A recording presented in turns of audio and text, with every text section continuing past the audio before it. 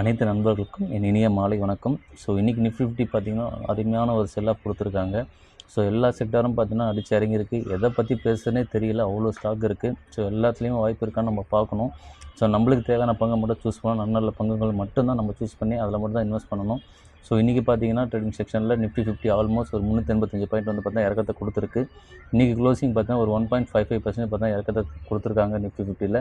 So bank Nifty பார்த்தீங்கன்னா almost இன்றைக்கி ஒரு 1084 பாயிண்ட் பார்த்தீங்கன்னா இறக்கத்தை கொடுத்துருக்கு. நல்ல செல் ஆஃப் வந்திருக்கு. ஆல்மோஸ்ட் இன்றைக்கி ஒரு 1.81% பார்த்தீங்கன்னா இறக்கத்தை கொடுத்துருக்காங்க பேங்க் நிஃப்டியில். நிஃப்டி ஆட்டோ பார்த்தீங்கன்னா இன்றைக்கி ஆல்மோஸ்ட் ஒரு 672 பாயிண்ட் இறக்கத்தை கொடுத்துருக்கு. ஆல்மோஸ்ட் ஒரு 2.44% பார்த்தீங்கன்னா இன்றைக்கி இறக்கத்தை கொடுத்து க்ளோஸ் ஆகிருக்கு.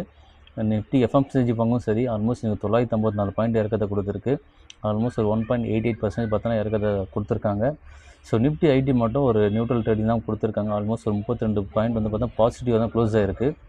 ஸோ இன்றைக்கி பார்த்தீங்கன்னா எஃப்ஐஎஸ் அண்ட் டிஎஸ் என்ன பண்ணியிருக்கான்னு நம்ம ஒன்றா செக் பண்ணுவோம். இன்றைக்கி எஃப்ஐஎஸ் பார்த்தீங்கன்னா ஆல்மோஸ்ட் ஒரு 8752 கோடி செல் ஆஃப் பண்ணியிருக்காங்க. ஸோ பயங்கரமான செல்லிங் கொடுத்துருக்காங்க, செல்லிங் ப்ரெஷர் கொடுத்துருக்காங்க. டிஎஸ் பார்த்தீங்கன்னா நல்லா சப்போர்ட் கொடுத்துருக்காங்க. ஆல்மோஸ்ட் இன்றைக்கி 1268 கோடி வந்து பார்த்திங்கன்னா இன்றைக்கி பை பண்ணியிருக்காங்க. இதில் ரீடில் எல்லாமே சேர்ந்து தான் வரும். ஸோ எல்லாமே பார்த்திங்கன்னா நல்லா சப்போர்ட் தான் கொடுத்துருக்காங்க. பட் எஃப்ஐஎஸ் ரொம்ப செல்லிங் போட்டதுனால இன்றைக்கி மார்க்கெட் பயங்கரமாக இறங்கியிருக்கு. ஸோ இன்றைக்கி நம்ம ஒவ்வொரு பங்காக சூஸ் பண்ணுவோம். என்னென்ன பங்கு நான் பார்த்துட்ருக்க எல்லா பங்கும் உங்களுக்கு ஷேர் பண்ணுறேன். நம்மளுக்கு என்ன பங்கில் ஆப்பர்ச்சுனிட்டி கிடச்சிருக்கு, நல்ல பங்கு மட்டும் சூஸ் பண்ணிப்போம். நம்ம ஒவ்வொரு பங்கை இந்த வீடியோவில் பார்க்கலாம். ஃபஸ்ட்டு பங்கு பார்த்தோன்னா சஜிலிட்டி. ஸோ நான் எஸ்டர்டே வீடியோவில் நான் உங்களுக்கு அப்டேட் பண்ணியிருந்தேன்.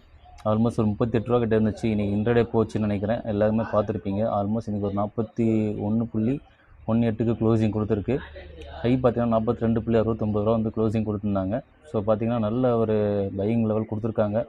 ஆல்மோஸ்ட் இன்டர்டே போகிறனால தான் உங்களுக்கு இந்த ஹை காட்டுது. ஸோ வெயிட் பண்ணுங்கள். இன்னொரு ஆப்ஷன் கிரியேட் ஆச்சுன்னா கம்பல்சரி உள்ளே போய் நம்ம பை பண்ணலாம். ஸோ நம்ம ஆப்பர்ச்சுனிட்டி கிரியேட் ஆகும்போது தான் உள்ளே போகணும். அதுதான் நம்மளோட கோலு. ஸோ வெயிட் பண்ணுறது தப்பு கிடையாது. வெயிட் பண்ணிவிட்டு இந்த ஆப்பர்ச்சுனிட்டி வரும்போது உள்ளே போகலாம். ஸோ அது வரையும் பொறுமையாக தான் நம்ம பார்க்கணும். பொறுமையாக வாட்ச் பண்ணுங்கள். ஏன்னா இந்த 4 நாள் எப்படி இருக்குன்னே சொல்லவே முடியாது. எப்படி வேணால் இறக்கத்தை கொடுக்கலாம். ஸோ இறக்கத்தை கொடுக்கும்போது நம்ம உள்ளே போகலாம். அடுத்த பங்கு பார்த்தோன்னா எல்டிஎம். ஸோ இதுவும் பார்த்தா நல்ல ஒரு சப்போர்ட் வந்திருக்கு. ஸோ அடுத்து கரப்ஷன் கொடுத்துச்சுன்னா ஒரு நல்ல லெவல் ஒரு 38 அதுமாதிரி வந்துச்சுன்னா கம்பல்சரி உள்ளே போகலாம். அது வரையும் வெயிட் பண்ணுங்கள், அவசரப்படாதீங்க. இன்னும் கொஞ்சம் கரெக்ட் ஆகட்டும். ஸோ இப்போ ஆல்மோஸ்ட் இது வந்து கரப்ஷன் கொடுத்து அகைன் பார்த்தீங்கன்னா ஒரு பையிங் லெவல் போயிட்டுருக்கு. பையிங் ப்ரெஷர் கொடுத்துட்ருக்காங்க. ஸோ வாட்ச் பண்ணிகிட்டே இருங்க. அடுத்த லெவல் கரெக்ட் ஆச்சுன்னா இந்த வீக் கம்பல்சரி கரெக்டாக வாய்ப்பு எல்லாத்துலேயுமே அதிகம். கரெக்ட் ஆகும்போது உள்ளே போகலாம். அது வரையும் வெயிட் பண்ணி வாட்ச் பண்ணிகிட்டே இருங்க. அடுத்தது என்னோடய ஃபேவரட் பங்கு ஸ்டவ் கிராஃப்ட்டு. ஸோ இதையும் பார்த்தீங்கன்னா நல்லா ஸ்விங் ட்ரேடிங் பண்ணியிருந்தாங்க. நிறைய வந்து பார்த்திங்கன்னா உங்களுக்கு இன்டர்டே பண்ணிட்டு இருந்தாங்க. ஸோ ஆல்மோஸ்ட் நல்ல கரப்ஷன் கொடுத்து அப் அண்ட் டவுன் நல்லா வந்திருக்கு இந்த ஸ்டாக்கு. இப்போ கரண்ட் க்ளோசிங் பார்த்தீங்கன்னா 490 க்ளோஸ் ஆகிருக்கு. அடுத்த லெவல் கரெக்டாகவும் பார்க்குறேன். ஒரு 480 கீழே வந்துச்சுன்னா கம்பல்சரி நான் கன்சிடர் பண்ணுவேன். நான் இந்த லெவலையும் கன்சிடர் பண்ணியிருக்கேன். ஸோ வாட்ச் பண்ண நம்மளுக்கு எல்லாமே தெரியும் நினைக்கிறேன். ஸோ இந்த லெவல் பாருங்கள். பார்த்துட்டு கம்பல்சரி உங்களோட வாட்ச் லிஸ்ட்டில் சேர்த்து வச்சுக்கோங்க. நல்ல லெவல் வரும்போது கம்பல்சரி பை பண்ணுங்கள். ஒரு 420 வந்துச்சுன்னா நல்ல லெவல் இது. இதெல்லாம் நல்ல பீக்கில் போக வாய்ப்பு அதிகம். ஆல்மோஸ்ட் 700 கிட்டலாம் போயிட்டு 981 கிளியராக இருக்குது இந்த ஸ்டாக்கு. ஸோ வாட்ச் பண்ணிகிட்டே இருங்க. வாட்ச் பண்ணிவிட்டு நல்ல லெவல் கிடைக்கும்போது பை பண்ணுங்கள். நான் இந்த லெவலே கன்சிடர் லெவல் தான் நான் நினைக்கிறேன். ஸோ உங்களோட விருப்பம் வந்து நீங்கள் கமெண்ட் பண்ணுங்கள். அடுத்த ஸ்டாக் பார்த்தா மணப்புரம். ஸோ இதெல்லாம் நான் பார்த்தீங்கன்னா ஒரு 170 கிட்ட வாங்கின ஸ்டாக்கு. அகைன் ஒரு நல்ல பீக் வரும்போது நான் விற்றுட்டு வெளியே வந்தேன். நல்ல ப்ராஃபிட்டில் வெளியே வந்தேன். ஆல்மோஸ்ட் ஒரு 15,000 ரூபா கிட்ட நான் நல்ல ப்ராஃபிட்டில் வெளியே வந்த ஸ்டாக். இதெல்லாம் நான் கம்மியான குவான்டிட்டி தான் பை பண்ணியிருந்தேன். ஸோ இப்போ பார்த்தீங்கன்னா அடுத்த ஒரு லெவல் கரெக்டாக இருக்குது. இன்னும் கரெக்டாகவும் எதிர்பார்க்குறேன். கரெக்டாக ஆச்சுன்னா கம்பல்சரி நான் உங்களுக்கு வாட்ச் பண்ணிகிட்டே இருப்பேன். நல்ல லெவல் வரும்போது நான் உள்ளே போவேன். சரி நீங்களும் பார்த்துட்டே இருங்க. நல்ல லெவல் கிடைக்கும்போது உள்ளே போங்க. அடுத்த சப்போர்ட் கிடைக்கும்போது கம்பல்சரி உள்ளே நம்ம இன்னாவது தப்பே கிடையாது. வாட்ச் பண்ணிவிட்டு பொறுமையாக உள்ளே போங்க. ஒவ்வொரு பங்குமே இது மாதிரி நம்ம செக் பண்ணணும். செக் பண்ணிவிட்டு தான் நம்ம ஒவ்வொரு பங்காக நம்ம சூஸ் பண்ணணும். பீக்கில் வாங்கியிருந்தீங்கன்னா நல்லா லாஸ் போயிருக்கும். ஸோ நான் பீக்கில் வாங்குறதை தவிர்க்கிறது தான் நம்மளுக்கு முக்கியமான காரணம். அந்த பீக்கில் வாங்குறதை விட்டுட்டு நம்ம லோவில் வாங்கும்போது தான் நல்ல ஒரு ப்ராஃபிட் கெயின் பண்ண முடியும். ஸோ லோவில் வர வரையும் நீங்கள் வெயிட் பண்ணி வாங்குறது தான் கரெக்டான வே. ஸோ அந்த கரெக்டான வே கரெக்டாக ஃபாலோ பண்ணிக்கோங்க. அடுத்த பங்கு பார்த்தா ரூட்டு. ஸோ இந்த ரூட் பங்கு பார்த்தீங்கன்னா ஆல்மோஸ்ட் பயங்கர கரெக்ஷன் கொடுத்துருக்கு. ஆல்மோஸ்ட் இன்றைக்கி 476 வந்து க்ளோசிங் கொடுத்துருக்காங்க. என்னோடய ப்ரைவேஸ் ஐ பார்த்தீங்கன்னா ஆல்மோஸ்ட் 1200 கிட்ட டச் பண்ணிவிட்டு அகைன் பார்த்தீங்கன்னா ஃபுல்லாக கரெக்ஷன் தான் இருக்குது. வாட்ச் பண்ணுங்கள். இந்த மாதிரி பங்கு தான் நம்ம சூஸ் பண்ணோம். நல்ல கரெக்ஷன் கொடுக்குற பங்கை நம்ம சூஸ் பண்ணி உள்ளே போகிறது தப்பே கிடையாது. ஸோ இப்போ நல்ல கரெக்ஷனில் இருக்குது. இதெல்லாம் நல்ல ஒரு ஸ்டாக் தான். ஸோ வாங்கி வச்சுக்கோங்க. உங்களோட வாட்ச் லிஸ்ட்டில் போட்டுக்கோங்க. நல்லா இன்னும் கொஞ்சம் கரெக்டாக ஆச்சுன்னா கூட நம்மளுக்கு ஒரு நல்ல ஒரு ஆப்பர்ச்சுனிட்டி தான். ஸோ கரெக்டாக தான் நம்மளுக்கு ஒரு நல்ல ஒரு கெயின் கிடைக்கும்.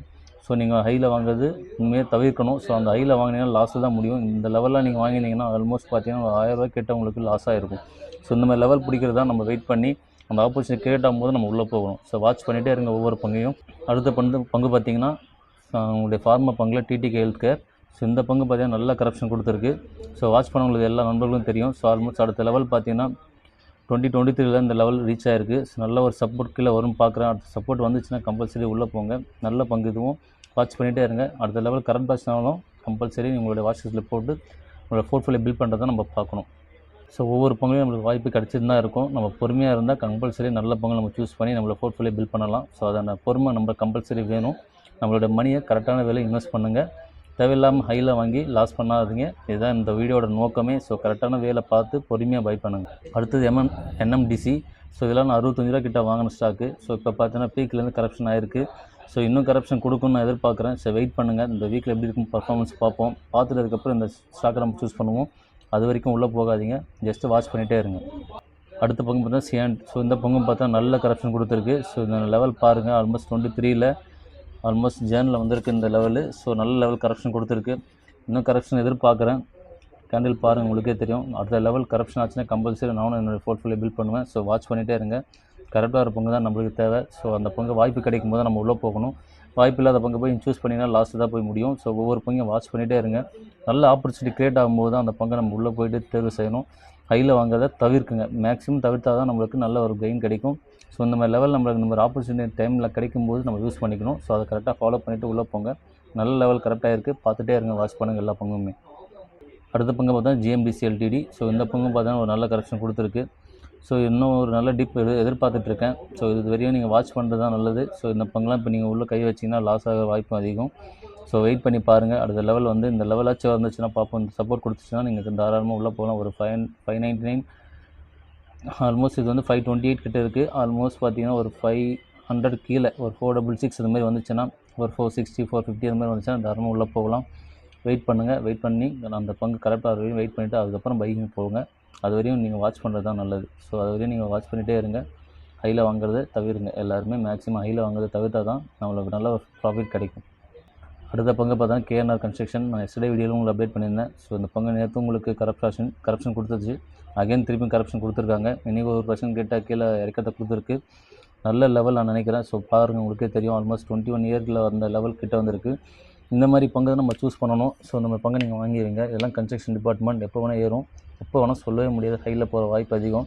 இந்த ப்ரைவேஸ் ஹை பாருங்கள், உங்களுக்கே தெரியும். ஆல்மோஸ்ட் ஒரு 400 412 கிட்ட ரீச் ஆகிருக்கு. இப்போ நல்ல லோவில் கிடச்சிருக்கு. யூஸ் பண்ணிக்க இந்த பங்குலாம் கரெக்டாக உங்கள் போர்ட்ஃபோலியோ பில்ட் பண்ணுங்கள். இந்த மாதிரி ஒவ்வொரு பங்காக சூஸ் பண்ணுங்கள். நல்ல தரமான பங்கு மட்டும் நம்ம சூஸ் பண்ணுறது தான் நம்மளுடைய வேலை. எல்லா பங்கையும் நம்ம சூஸ் பண்ண முடியாது. அதுக்கான பணமும் நம்மக்கிட்ட கிடையாது. ஸோ நம்மளுக்கு தேவையான பங்கு கம்மியாக வச்சு நீங்கள் பை பண்ணி வச்சுங்க. நல்ல ப்ராஃபிட் கிடைக்கும் அதெல்லாம்.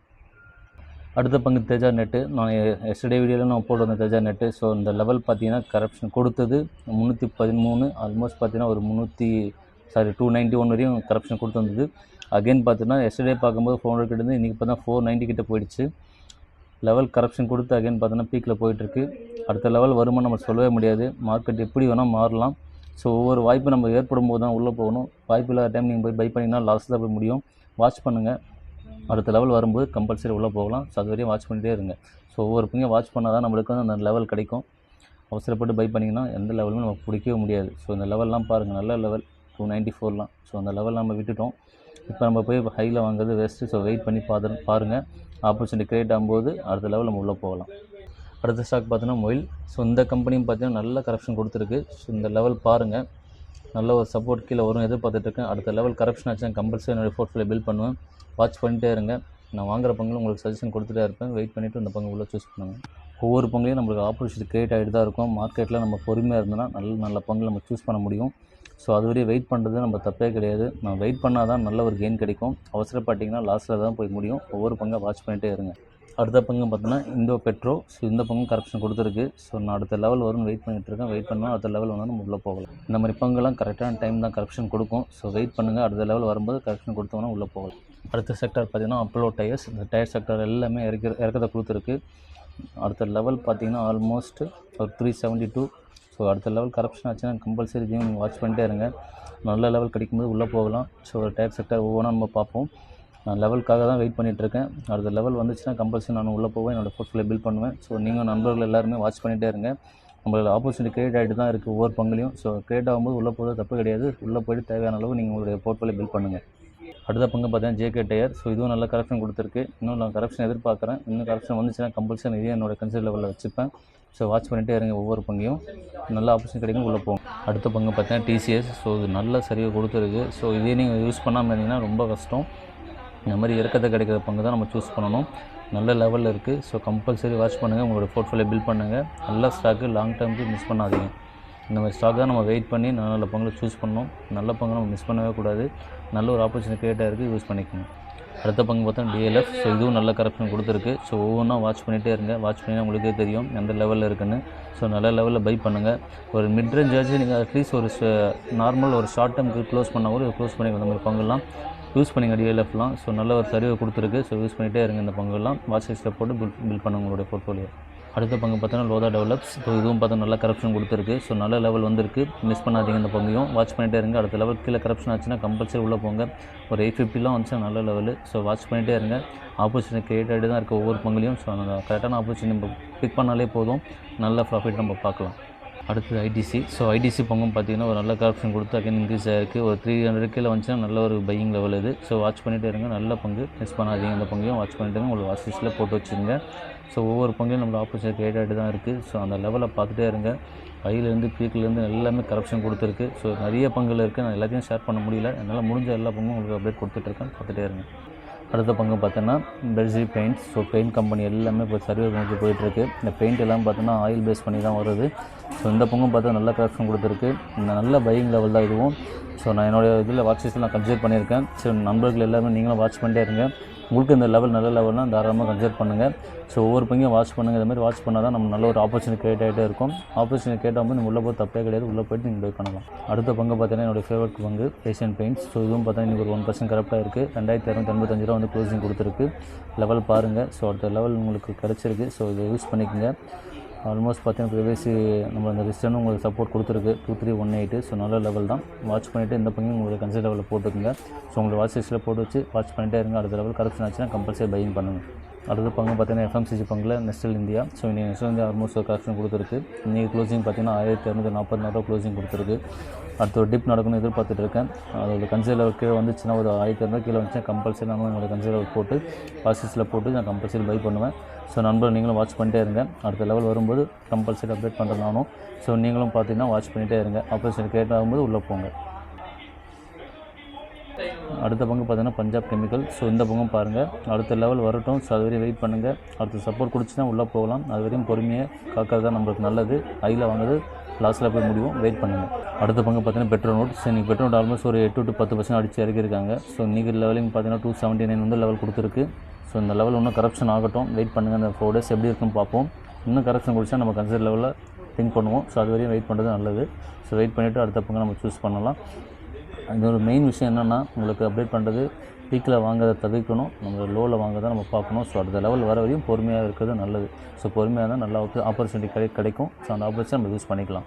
அடுத்த பங்கு பார்த்தா விபிஎல். ஸோ விபிஎல் நீ கரெக்ஷன் கொடுத்துருக்கு. அடுத்த ஒரு ரெசிஸ்டன்ட் டச் பண்ணிவிட்டு அகைன் கீழே போகணும்னு எதிர்பார்த்தேன். கீழே போகல. இன்னும் கரெக்ஷன் ஆச்சுன்னா கம்பல்சரி நான் பையிங்கில் இருப்பேன். ஆல்மோஸ்ட் நானும் ஒரு 430 கிட்ட பை பண்ணேன். ஸோ இதே நான் வெயிட் பண்ணிகிட்ருக்கேன். அடுத்த லெவல் வரும்போது கம்பல்சரி நான் கன்சிடர் பண்ணுவேன். இதையும் நீங்களும் வாட்ச் பண்ணிட்டே இருங்க. அடுத்த பங்கு பார்த்தா இந்துஸ்தான் யூனிலிவர். ஸோ இதுவும் நல்ல கரெக்ஷன் கொடுத்துருக்கு. ஸோ அடுத்த லெவல் பார்த்தீங்கன்னா ஆல்மோஸ்ட் ஒரு 2236 ரூபா, 2200 கீழே வந்தாலும் தாராளமாக கன்சிடர் பண்ணலாம். லாங் டைம் ஹோல்ட் பண்ணுங்கள். இதெல்லாம் நல்ல நல்ல பங்குகள். ஸோ ஒரு ஆப்ஷன் கிடைக்கும்போது யூஸ் பண்ணிக்கோங்க. சரிங்களா? ஸோ ஒவ்வொரு பங்கும் பார்த்தீங்கன்னா நம்மளுக்கு ஒரு ஆப்பர்ச்சுனிட்டி கிரியேட் ஆகிட்டு தான் இருக்கும் மார்க்கெட்டில். அது கரெக்டான வேலை கண்டுபிடிச்சிங்கன்னா போதும், நல்ல ஒரு ப்ராஃபிட் பார்க்கலாம். ஸோ இந்த வீடியோ பார்த்த எல்லாருக்கும் நன்றி. ஸோ உங்களுக்கு வீடியோ பிடிச்சிருந்தா லைக் அண்ட் கமெண்ட், சப்ஸ்கிரைப் பண்ணுங்கள். ஸோ ஏதாவது உங்கள் நிறைய கொடுக்குறதா எனக்கு கமெண்ட் பண்ணுங்கள். எல்லாருக்குமே நன்றி.